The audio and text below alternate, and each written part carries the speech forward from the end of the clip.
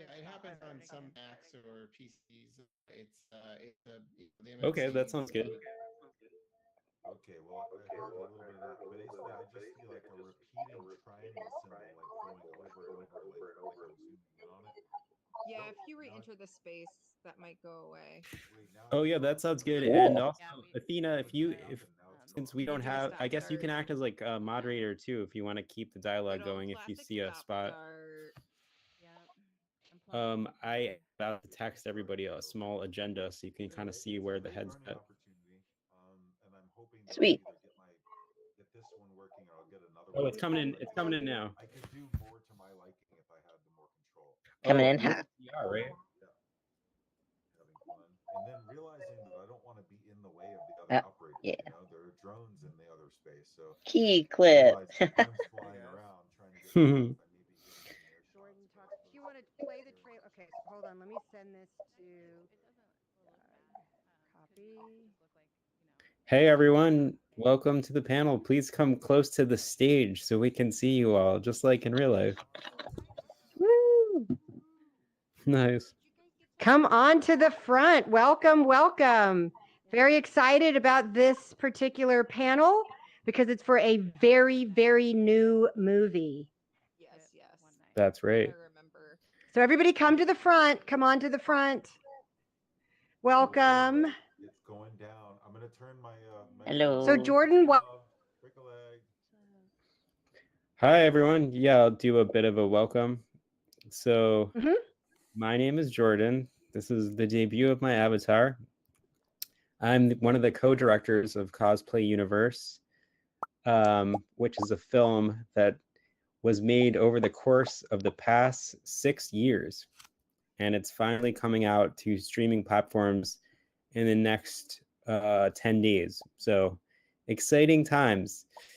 Also on the stage, joined to my left is Cynthia, who is, you'll get to see in an exclusive clip we're playing, is a cosplayer, and amongst many of the characters that she's cosplayed is She-Hulk. So we got a cosplayer present in cosplay. This is a big moment.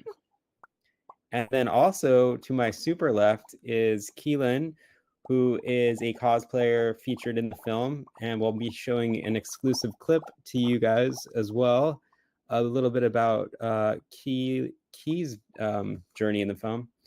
So what I'd like to do now, we are going to play our trailer. This is exciting to see the trailer played in VR. We'll play the trailer and then go from there. So This yeah. is exciting to see the trailer in VR, to be like cosplay in cosplay. Is a social art form. It's for people. It connects people.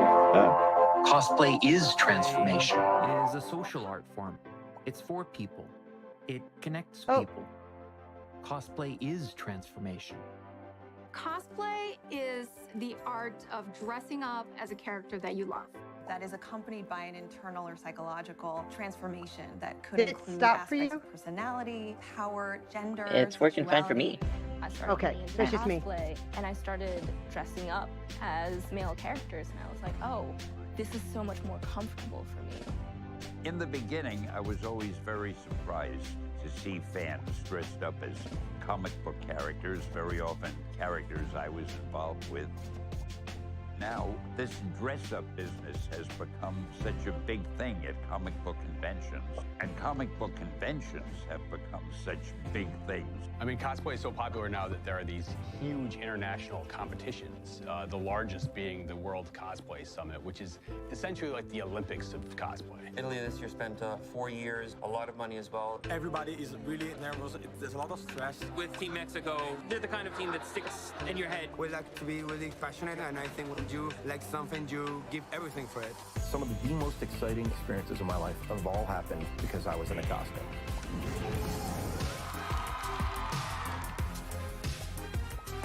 This year's world champion is...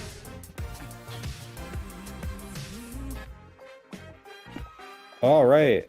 Wow, that was amazing. I had to get down from the stage just to experience the trailer. That was incredible. When we first came up with FanCon, we wanted to create something for fans. And then when we first heard about the cosplay universe, I was like, this is for fans. Yeah, absolutely. It's definitely How for did it fans. come to being?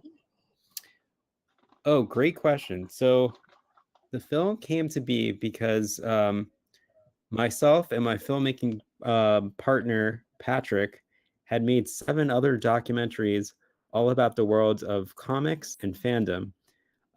One of them was called The Image Revolution, that was really the story of Image Comics, and it featured Ryan as a talking head.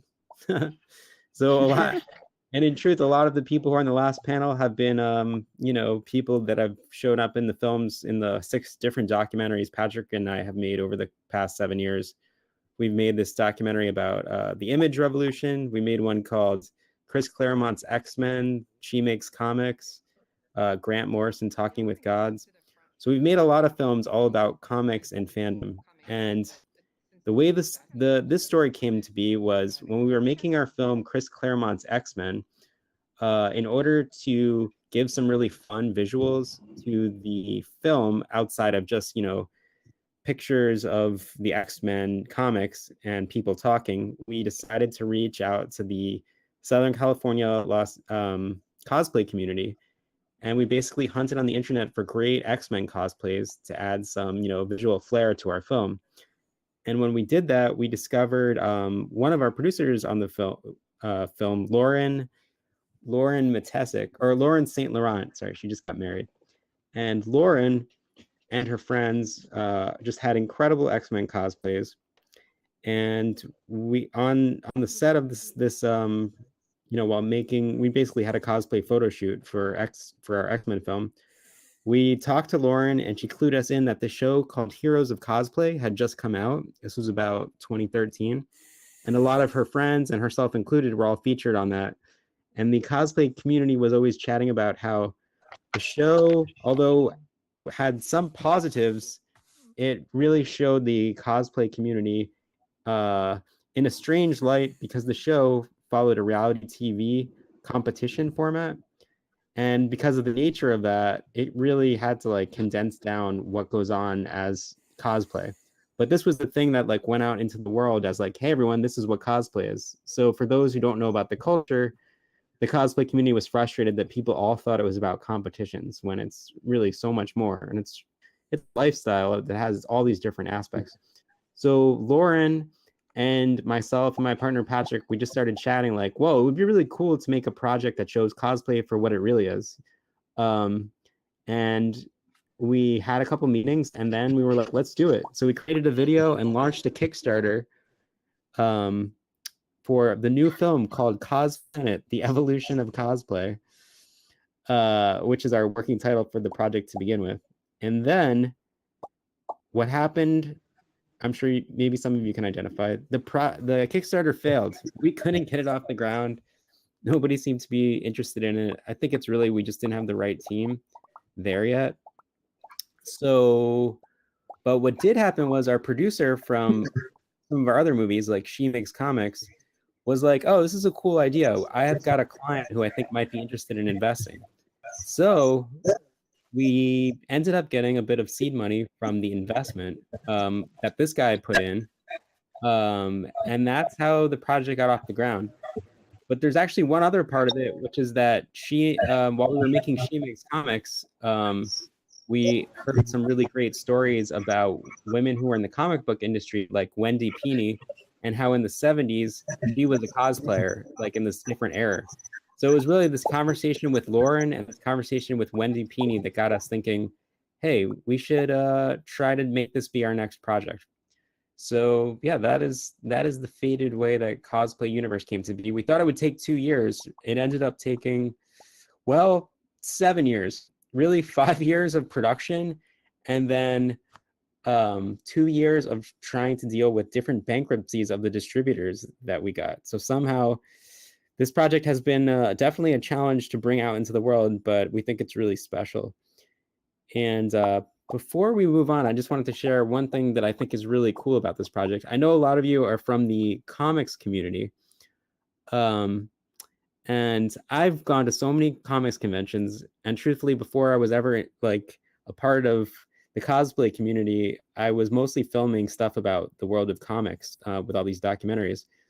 And one thing that I'm really excited about with this film is that I know just by nature, there's a bit of a divide at comic conventions between like the comics world and the cosplay world. They coexist, but at the same time, they're just two different worlds, you know, different skill sets, different things. And I don't think there's a lot of crisscross. I mean, of course there is, but at the same time, like it's just two different communities, you know? And I think what's cool about this film is by the time the movie's over and 85 minutes have passed, you really get an insight into like what this world is really, really about. And it makes me excited that comics people will be able to check it out and finally be like, oh, I get what the other half, why they're here and like what is driving them and this and that. So in the end, the film is this really powerful tool for cosplayers to show their friends and family like why they love the art form. And how did we do that? Well, really patience and finding great cosplay stories. And then by the time the film is over, you've just seen so many different vantage points of like what it is to be a cosplayer, from like those that are, you know, Instagram famous and are professional cosplayers to those who just do it because it's a part of like their fandom and love, but fame has nothing to do with it, or as a way to like overcome, you know, being neurodivergent, or there's a whole aspect of cosplay where you can explore your gender identity or sexuality. So by following all these different stories over 5 years, each story has like a really good character arc that is engrossing. And by the time the movie's over, you've just seen so many different aspects of cosplay that you kind of get to see cosplay in a way that you can't see any other way than, you know, what a film can do. So that is what Cosplay Universe is all about. Just to break up me talking a whole lot, we are going to play another clip at this moment. This clip is about, it features Key, who's up here, and we'll play the clip and then we'll have a bit of a discussion with Key, and it's movie time again, everyone. Movie time. Woo.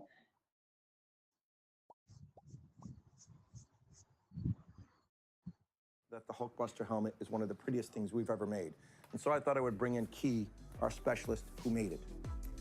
These panels here are all different thicknesses of craft foam and EVA foam used to build up all the different depths and textures. These are little wooden sticks. These are actually sewing pins. I work at Joann's, and Tom's wife comes in. She's like, my husband's making a giant pair of wings. Really? I'm joking around with her. Is he looking for an apprentice? She goes, well, actually, yeah. I'll put it this way. I feel the most badass when I'm making stuff.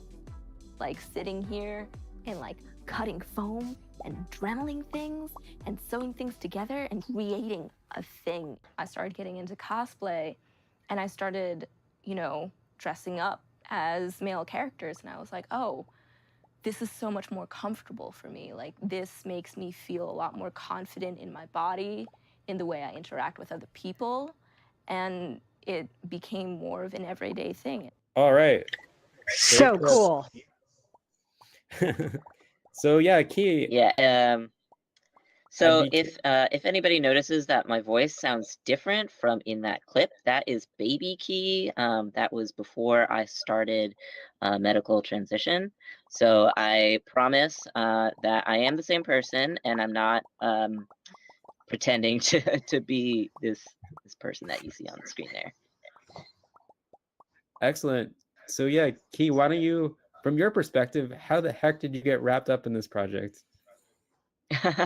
Well, so I remember, I don't remember the full details because it's been quite a while, but one day this person named Jordan just shows up at our workshop while we were building the Hulkbuster, or I think it was Reinhardt. We were working on Reinhardt at the time, and he starts filming, and you know, things sort of spiraled from there, I guess. I'm gonna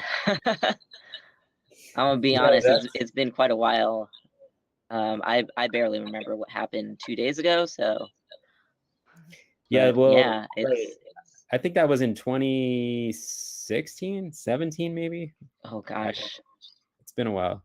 Yeah. Yeah, well, you nailed it on the head. That's how this film came to be. Is I would just show up and start filming different people, and then people like yourself and at the time your creative collaborator Tom.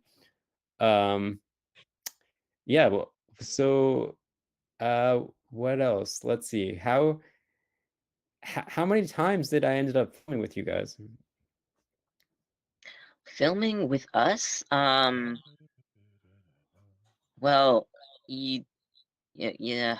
Oh gosh. I mean, you came all the way to Anime Expo to film the Anime Expo cosplay Right. contest that I we guess it were would part be of. that basically I live in Los Angeles, but I grew up in the suburbs of New York City, and Key at the time lived in Rhode Island. So we filmed once with them back in 2016, I want to say.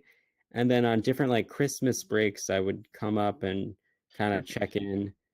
And so over the course of maybe like 3 years, we probably filmed together 3 or 4 times. But one of the can you speak to your own cosplay journey and just like, I don't know, what's your experience been like as a cosplayer?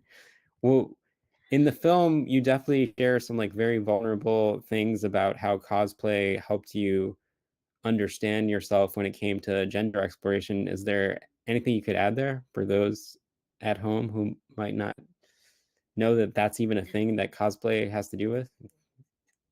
Well, cosplay, because cosplay is it's almost like a mirror to see yourself through. You know, why do you identify with certain characters? Why do you want to cosplay these characters?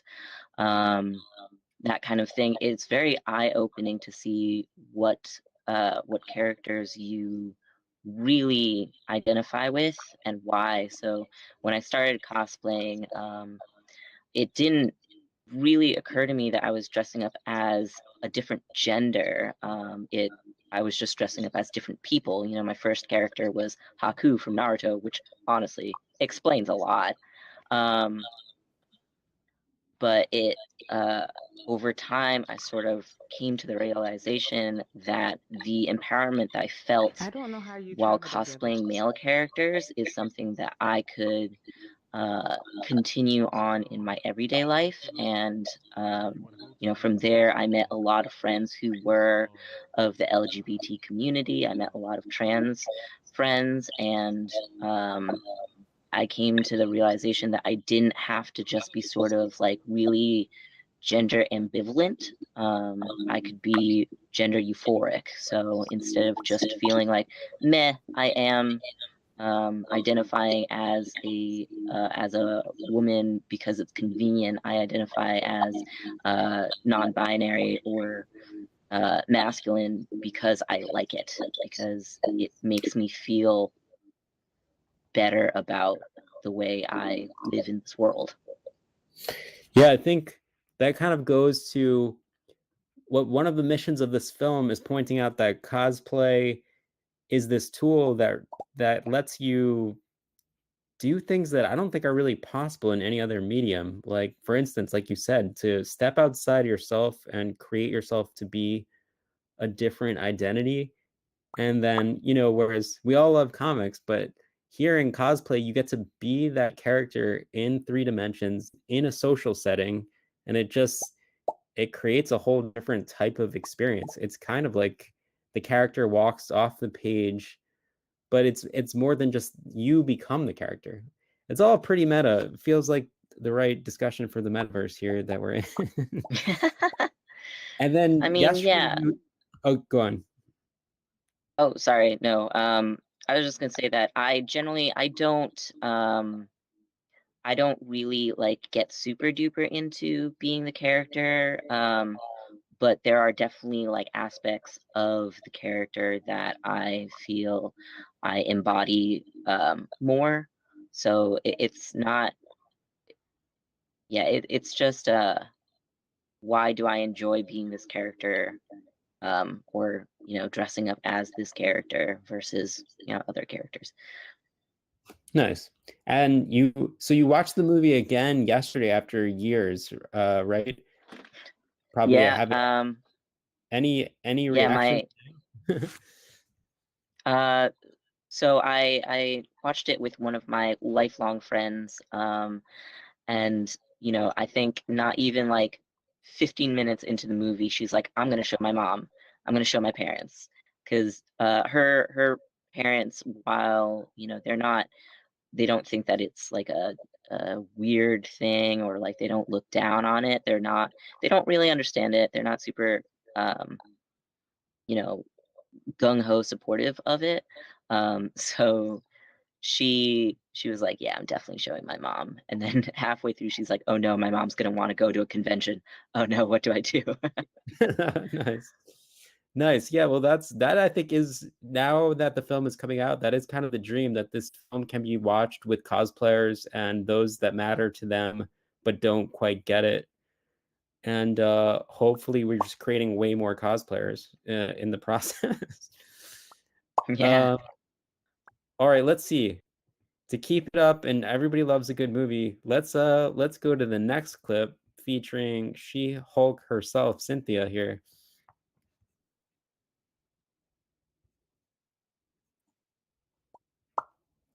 If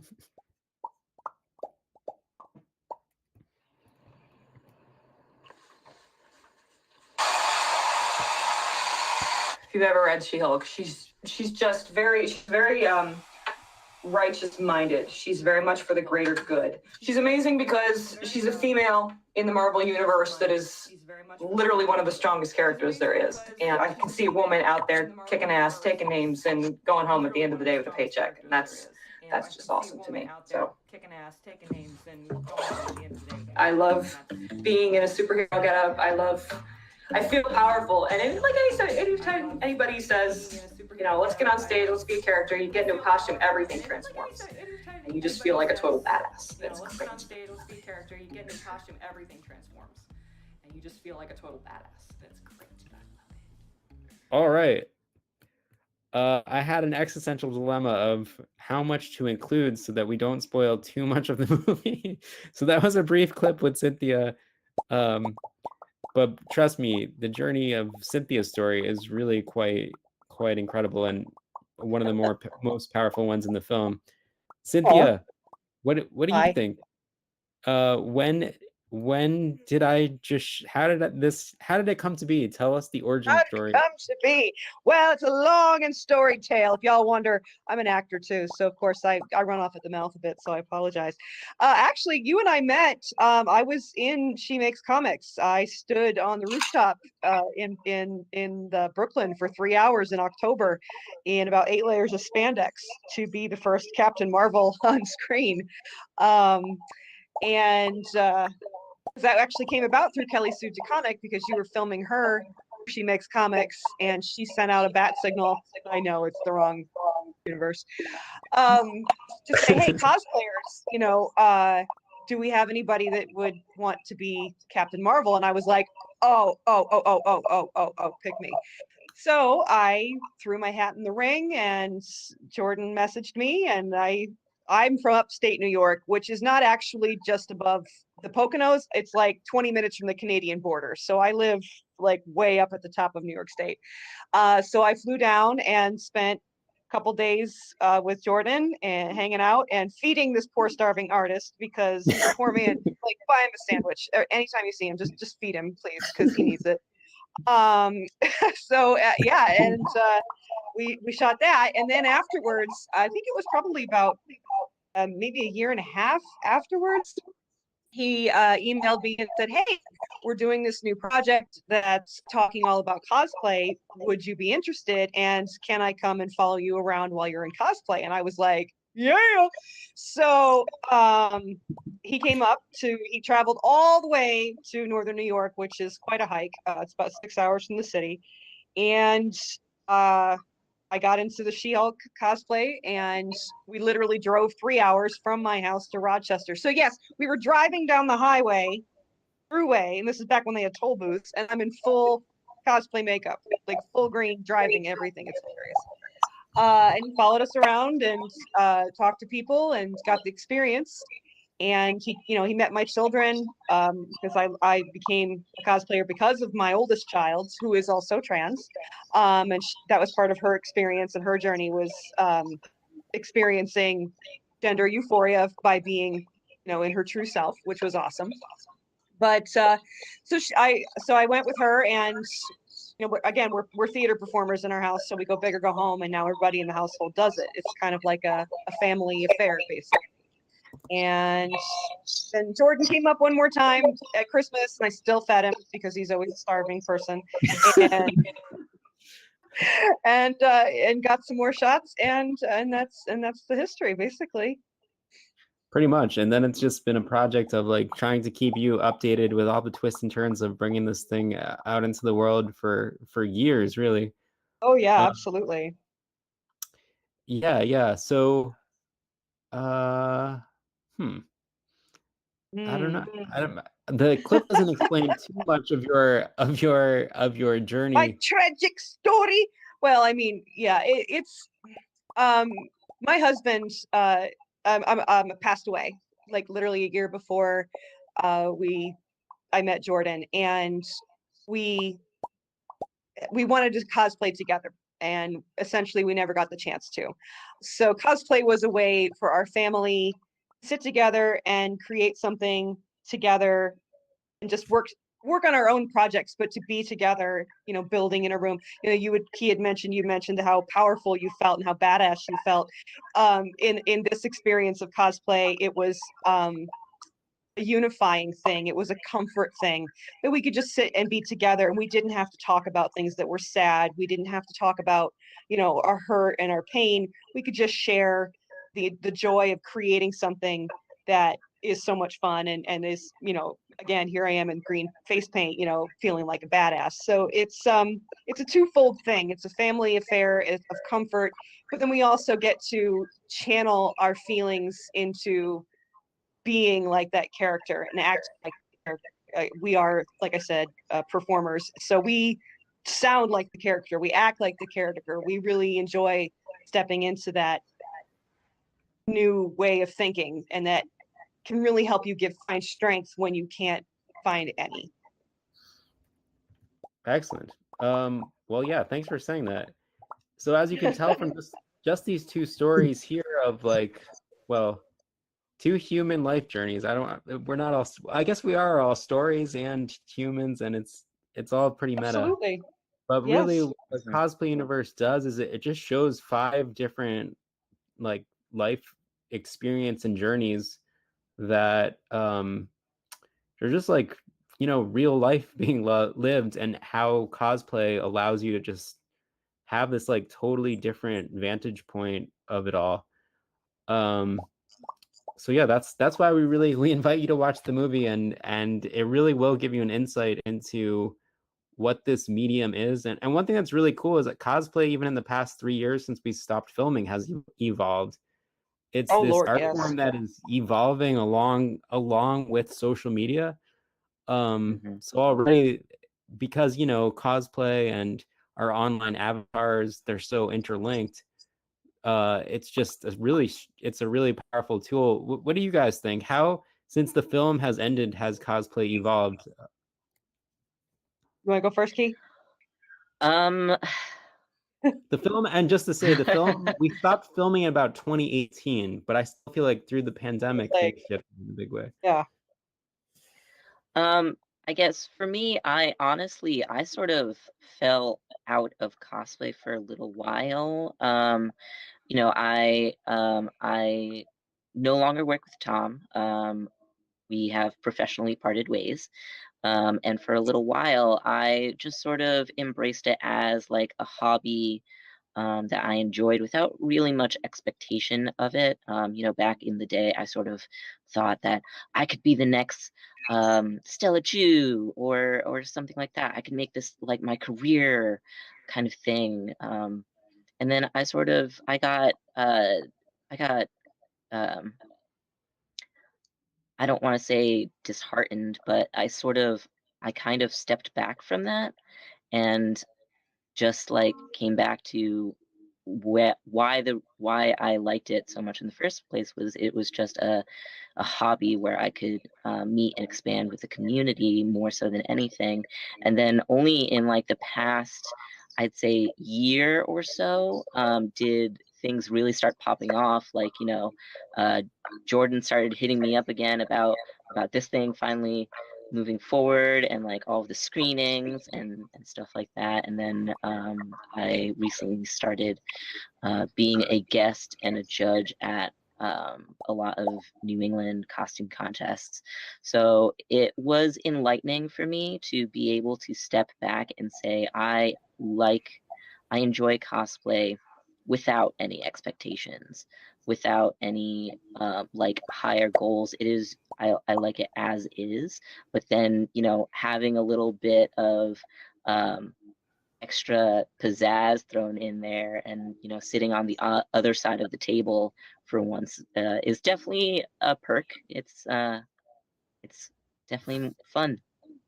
Nice. Well, you deserve it, Key. You're an incredible artisan. I'm still blown away by everything that you create. The Hulkbuster helmet it's kind of a masterpiece. It really is. So there's a reason. That was my baby. I loved that thing so much. Oh, really? How It was long a stunning piece of art. It was absolutely fantastic. Yeah. Thank you. I'm one of those people. I'm very when I am allowed to be super screen accurate, I really like to like delve into proportions and fine details and things like that. And that's honestly what made me and Tom a very good team, is I could spend my time focusing on those fine details, and he was really good at sort of larger scale builds. And then I went in and I did all of like the little nitty-gritty work. Oh wow, that's why That's that awesome. costume is a masterpiece. I guess the Yeah. combination of the big and the small. Nice. Definitely. Oh man, this is so great to hear. I've been waiting to hear your guys' thoughts about stuff for a while, so I'm having a blast. Cynthia, what about you and the evolution of cosplay in the past 3 years? Well, whereas Maybe you you are could detail explain to oriented. I was gonna say maybe you I could am- also explain to the audience like where it's come or whatnot. Yeah. where cosplay comes from, or No, just actually go on with whatever's in your heart right now. okay, yeah, don't sidetrack me. All right, so whereas he is a very detail-oriented person, I am a lazy person. I very much am like, how do I make this in the simplest way possible? Like I am what I like to call a mod cosplayer, so I will find like pieces of clothing on Amazon or something that I can cut apart and modify and glue together, and to give it like, I love the line from Clueless. It's like, oh, from far away, she's a Monet. From far away, she looks fine, but up close, it's a big old mess. But as I have gone on in my cosplay journey, I have actually grown in my skill set. And actually, one of my cosplays, my Orin from Final Fantasy X, actually landed in New York City Comic Con's virtual cosplay nationals during the pandemic, which blew my mind. Here, he was the most complex and accurate thing that I had ever done, but we were stuck inside in the pandemic. We had nothing else to do, so it was like, all right, then we'll do this. So cosplay has grown exponentially. Not only the materials have grown more sophisticated and easier to obtain, but now the movie studios are actually like coming to cosplayers and saying, all right, build this. You know, it's a way into the industry now. They're seeing our skill sets and talents, not mine, of course, because no. But they're actually, you know, cosplayers are giving movie studios a run for their money with insofar as, you know, the accuracy, like he mentioned, and stuff like that. It's like you could go into a convention and you would swear you were really looking at that character that came right off the screen. That's, you know, the detail and the focus has come into such grand art display. It really is magnificent. And for my part of it, I too, I have too stepped back, but my reasoning for stepping back actually was I've been involved in the last 2.5 years planning and executing a local convention up here. I'm one of the co-directors of what we call AnchorCon. And so I had to wear the hat to get this thing off the ground. I mean, of course, y'all could understand, you know, the effort having to go through with that. I just didn't have the energy to do cosplay. So the last major cosplay that I built was Lulu from Final Fantasy, and it was a labor of love. Again, another pandemic build. And it was incredibly accurate and incredibly detailed. And then I just had to put it down because it exhausts me. Yeah. Well, one thing picking up off that, for those that maybe aren't in the know, one major switch of from the cosplay world from when the film stopped we stopped filming in 2019, I want to say, but is that 3D printing has become like a huge mainstay and part of cosplay, where these CAD files are traded around and suddenly people can print things, which just, you might imagine just suddenly the possibilities go through the roof of how good costumes can be, because there's more and more 3D printers. So that's one major thing. But I realized telling you guys, you know, how it's changed since the movie ended is a strange question, because you haven't seen the movie yet, which points to another really great question about, you're probably wondering, well, I'll tell everyone at the end how you can see the movie, but I think we can move to Q&A. If anyone's got any questions, would love to answer them, if that's cool. So if everybody looks down to the right, you'll see raise hand. And if you raise your hands, I'll be able to call on you for questions. And I actually have a question. We can start with my question. Sure. So do you have particular characters that you keep playing over and over again? Do you have a wardrobe of characters? I loved doing costuming, and I used to have like an entire room in my house that should have been a bedroom, but was actually just sort of the bedroom for my costumes. So do you guys have something like that in your homes? Do you have like a whole workshop? Like, what does your space look like? Oh, well, this one's actually kind of funny because Jordan saw it. It's in my basement, and it's actually a crawl space, so it's like only 4 feet high. But I have a workbench downstairs, and it's dusty and full of spiders and everything. And he's like, "You actually work down here?" I'm like, "Yeah, it's my little troll cave." And my late husband had actually built that bench down there for his projects, and I'm like, "Well, this is mine now."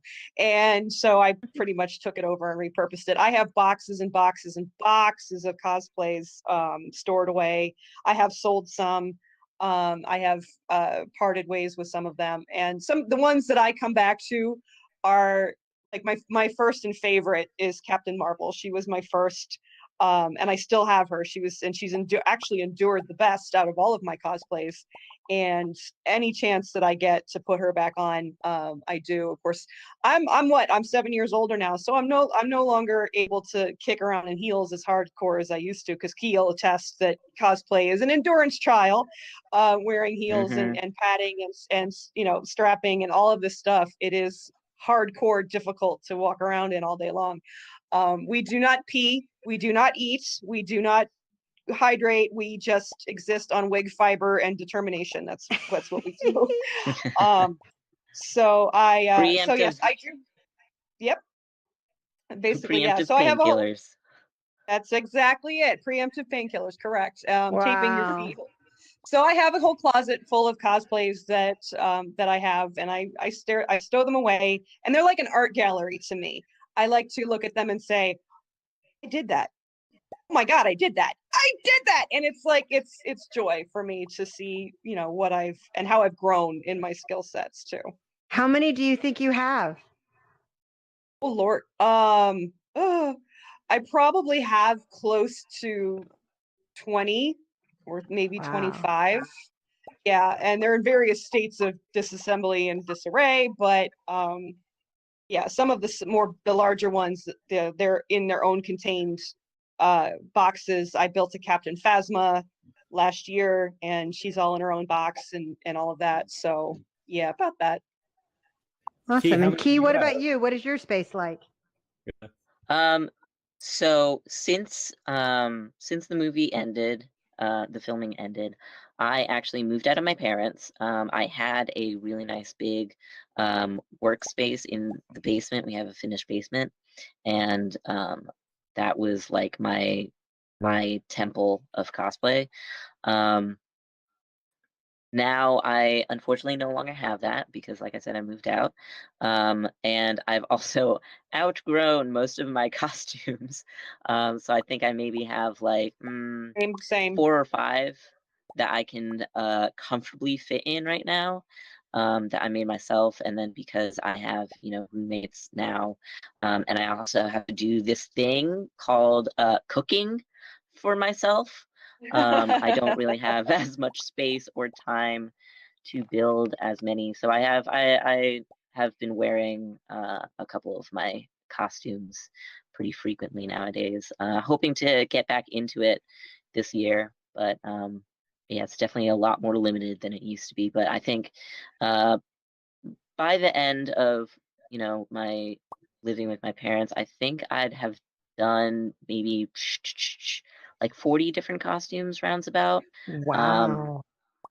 Something like that. Some of them were pretty, simple, kind of thrown together type of things. And I think Jordan in the movie kind of touches on it. Back when I started, we didn't have things like professional photo shoots.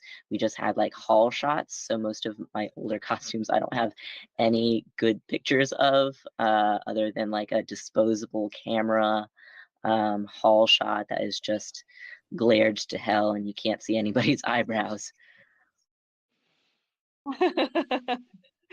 Wow. I So understand we that. have a question from the audience. Matt, you have the megaphone. Go ahead, ask your question. Hi, thank you. I have a question for you guys. What would you say is your favorite convention to go to or to attend? Ooh, good question. For me, I would say, I think Dragon Con is just an incredible experience, whether you like cosplay or not. It's just Dragon Con happens every Labor Day, and it's been happening for like 30 years in Atlanta. And it's this really unique, forget convention. It's just this really unique piece of culture because before there was this cosplay culture, it's basically like Atlanta's, Southern hospitality vibe in a very incredible community that's just organically evolved down in the South. And it just doesn't feel like any other convention. One thing that's like big about it is that it's really based out of 4 different hotels that are all connected by like a connecting walkway system. Fountain. Yeah, so you're allowed to drink, and it's like some weird mix of adult, kid. It's just forget all of like what we know about conventions. It's just this like, amazing thing that has been put on that is just unlike anything else because it's, that Southern hospitality vibe doesn't exist in any of the other places, and they've just created this crazy experience. So I would say if there's one thing to go to, it's Dragon Con because it's so unique to itself. Yeah, that's big on my list. That's like Super Bowl, like the ultimate cosplay convention is Dragon Con for sure. I've always wanted to go. We me? so I work at Volante Design nowadays, which we do high-end pop culture based jackets. So we work Dragon Con, and it is, if you guys ever get a chance to go, it is an amazing experience. Like there's just the diversity of people and different types of cosplayers is absolutely wild. Oh, Yeah. See, now I'm sad. I was just gonna say one other thing about that, like, something that you'll never see anywhere else is they have this parade that happens on like Thursday or Friday. And what's unique about it is it's not nerd culture. It's not just like the people you'd see at conventions. It's the whole city itself coming out to this like epic costume parade. that has evolved over like 30 years, and it's just there's nowhere else it's happening. It's just, only 30 years of time and like growth can create this thing. So it's just like a spectacle, just like a Burning Man or like a New Orleans Mardi Gras thing. Like Dragon Con is that because it's just organically grown in such an interesting way. I'm so Well, we sad because haven't- I really was not. Go on. Oh, we have another question from the audience. Onyx, you have the megaphone. Hello, can you hear me? Yes. Yes. Okay. Yep. This question is for Jordan. Yeah, you said that most of your documentaries so far have been, comic book oriented. Would you be doing one about VR and social VR? Just out of curiosity. I'll go anywhere there's funding. So Athena, if we can find the funding, that is how I'd answer that question. I'm definitely We're excited. looking for funding too. How about that? Onyx, do you have any funding? Because we could talk. I was hoping you'd have funding. Damn but, it. Let me go look. We have nobody the brought fun funding. part. We have the fun part. We just need the D part. We need Yeah, the yeah. D, the dollar part of fun. We all need We to need the be, funding. It does point. Your question does point to, though, like one of the evolutions of cosplay is like how Twitch and all these live streaming platforms have showed up in the past 4 years, which I didn't cover in the film, and how that somewhat turned cosplay into an online phenomenon in a different way. But I'd be interested, but I need the money, and so that's where I'm at. Okay. Cool. So we have about 4 or 5 minutes left in this panel. Is there anything else you guys would like to add? Oh yeah. Well, Oh, tell us about how we can watch the movie. right. So okay, this is kind of interesting and goes into the whole. I'll be totally truthful with everybody, which is the film is launching very soon. In fact, if you wanted to watch it right now, you could by using Apple TV to go watch it immediately. However, we have not quite done our social media push for the film coming out because we are waiting for it to go live on Amazon. How it works is they all kind of like teeter in on like being live at different points. So yeah, pretty soon you'll be able to see it on Amazon Prime, Apple TV, Xbox, Google Play, and Vudu. So it'll just be there, in all the places you're comfortable with going to watch the movie. And please go and check it out. Why not? I mean, is anyone up to anything tonight? Apple TV's got you. Go watch Cosplay. But pretty soon we're going to be doing once it's live on Amazon is when we're going to really like launch the VOD thing. So that's it. You can watch it now if you'd like. Awesome. Well, everybody go to your Apple TV and get Cosplay Universe and watch it. Thank you so much, Jordan, Cynthia, Key. I tried to put both your names together into one. I'm looking forward to seeing the movie. Thank you so much for coming and joining us in VR for FanConXR. The next panel that we have is actually I think it's a creators. No, it's our Archie. It's our Archie panel is coming up next. And that one I'm very excited about because Dan Parent is going to be joining us. That one will be broadcast into VR. So I hope you guys stay. It'll be starting in about 10 minutes. So you can hang out here. You can talk to Jordan and Cynthia and Key. They're going to be here. You can ask them their questions. And then you can either go to the lobby or go right into the next world for the next panel. Good. So yeah, y'all can go ahead and. That was fun. Yeah, good times. I guess we got to unamplify our voice. Yes, yeah, I turned mine off. Your voice. Yeah, it's kind of like wearing a lav mic and then going to the bathroom. Don't do that either. You can go ahead. I have done that. It is yes. really weird when I I've turn done my that head and too, I I can know. like hear the direction that people are talking from. Hey, Jordan. What's up? Hey. Yeah, let's go over here. Do you have a question? Oh, I'm sorry, I was muted. Yes. Yeah, Okay. no, I was gonna- I knew that.